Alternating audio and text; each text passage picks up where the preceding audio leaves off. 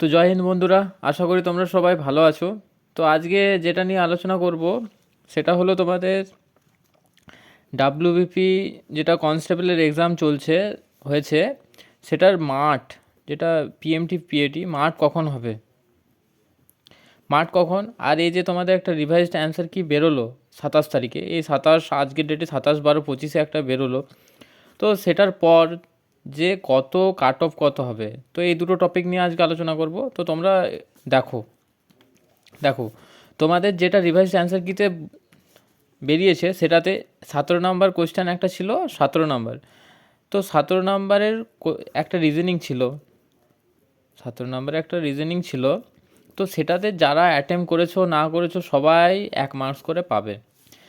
আর 41, 42, 43 এই তিনটে ম্যাথ, যে তিনটে ম্যাথ ছিল সেই তিনটে ম্যাথকে পিআরবির বোর্ড বাদ দিয়ে দিয়েছে, কোশ্চেন পেপার থেকে পুরোপুরি বাদ। তার মানে তোমাদের প্রথমে যেটা এক্সাম হয়েছিল সেটা 85 মার্কসের হয়েছিল, তো এই তিনটে বাদ গেল। তাহলে তোমাদের এখন এক্সাম হবে 82 এর মধ্যে। তো 82 এর মধ্যে কাট অফ হবে তোমাদের। তো কাট অফ কত হবে সেটা আমি বলবো।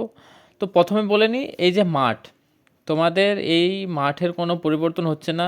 তোমাদের জানুয়ারি মাসের প্রথমের দিকেই যেরকম ছিল ডেট সেরকমই তোমাদের মাঠ হবে, ঠিক আছে। তো তোমরা জোর কদমে প্রিপারেশন নাও মাঠের জন্য। তোমাদের জানুয়ারি মাসে মাঠ শুরু হতে চলেছে। হ্যাঁ, রেজাল্ট কখন পাবলিশ হবে? রেজাল্ট খুবই জলদি, হ্যাঁ 1-2 দিন আগে প্রকাশিত হতো, সেটা পিছিয়ে গেল। আর কিছুদিনের মধ্যেই রেজাল্ট পাবলিশ হয়ে যাবে এবং মার্চ জানুয়ারি মাসের প্রথম দিকেই তোমাদের হবে। তোমরা প্রিপারেশন নাও। এবারে চলে আসি কাট অফের জায়গায়। তো তোমাদের কাট অফ কেমন যেতে চলেছে দেখো। UR, SC, ST, OBC A, OBC B, এই তো।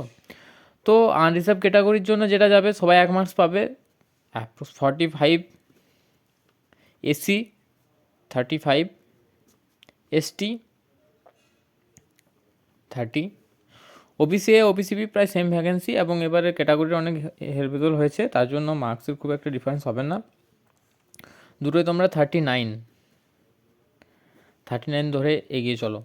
তো এই হলো তোমাদের কাট অফ। তো কাট অফ একদম এক্সাক্ট বলা তো একদম সম্ভব নয়, তো এগুলোতে তোমরা +-2 অবশ্যই অ্যাড করে চলবে। হ্যাঁ, আর এই যে কাট অফ, এটা অনেক অ্যানালাইসিস করে বানানো হয়েছে, তো এর আশেপাশে কাট অফ থাকবে।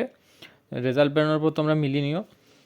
আর আরেকটা বলবো, যেটা আমি বারবার বলছি, যে এই আশেপাশে যাদের মার্কস রয়েছে তারা মাঠের জন্য প্রিপারেশন নাও। কারণ মাঠ তোমাদের আর কিছুদিন সময় নেই, আর তোমরা হাতে 10 থেকে 12টা দিন সময় পাচ্ছ। তো খুব জোর কদমে মাঠের প্রিপারেশন নাও, কারণ মাঠে অনেক ছেলে ফেল করে যায়, যাদের মার্কস ভালো আছে তারা ফেল করে যায়। হ্যাঁ, আরেকটা ক্যাটাগরি রয়েছে ইডাব্লিউএস। ইডাব্লিউএস অনেকে কমেন্ট করে ইডাব্লিউএস কত।